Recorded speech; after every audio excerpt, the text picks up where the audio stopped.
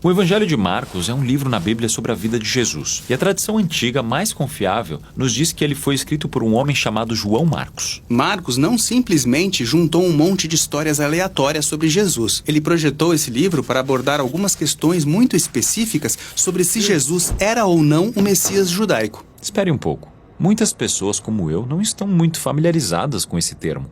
Então, o Messias era uma figura de um rei, também chamado Filho de Deus, que Israel esperava que viesse e estabelecesse um reino aqui na terra. E no tempo de Jesus, Israel era ocupado por Roma, e muitos judeus esperavam que o Messias viesse e derrubasse os romanos para governar como rei. Mas Jesus não derrotou os romanos. Na verdade, ele foi morto por eles. E isso nos leva às mesmas questões que Marcos está tentando abordar nesse livro. Na primeira metade do livro, ele foca em quem Jesus é. Ele é realmente o Messias? Já na segunda metade, ele fala de como Jesus se tornou o rei messiânico. E aqui na metade do livro, há uma história crucial que une as duas partes. E Jesus responde a essas duas perguntas. Certo, então vamos falar sobre a primeira parte do livro, sobre quem Jesus é. Marcos deixa suas crenças sobre Jesus muito claras já na primeira linha do livro. O início das boas novas sobre Jesus, o Messias, o Filho de Deus. Uma das próximas histórias é sobre Jesus sendo batizado. E a voz de Deus anuncia dos céus: "Esse é o meu filho." Então fica muito claro que a história está apresentando Jesus como o Messias. Sim, mas à medida que você vai lendo essa primeira parte do livro de Marcos, você nota que algo muito interessante começa a acontecer. Jesus começa a curar muitas pessoas e constantemente pede que elas mantenham segredo sobre quem ele é. Isso acontece muitas vezes no relato de Marcos, e é muito estranho. Sim, por que manter segredo? Lembre-se de que muitos judeus tinham diferentes expectativas sobre o que o Messias seria e faria. E Jesus não quer que as pessoas entendam mal o significado de ele ser o Messias de Israel. Então, com tudo isso em mente, chegamos agora à parte crucial da história no centro do livro, quando Jesus se afasta com seus discípulos e pergunta: "Quem vocês dizem que eu sou?"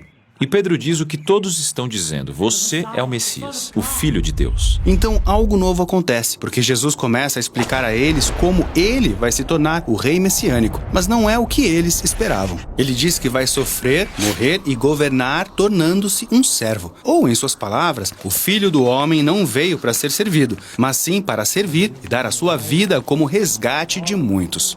Pedro fica assustado por causa disso e repreende a Jesus, pois não vai deixá-lo morrer de jeito nenhum.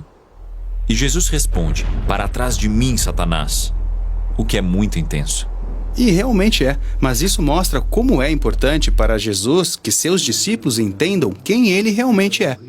Então, aqui nessa parte fundamental da história, Jesus tenta ter essa conversa com eles em 3 ocasiões diferentes, e em todas elas, eles ficam confusos, com medo.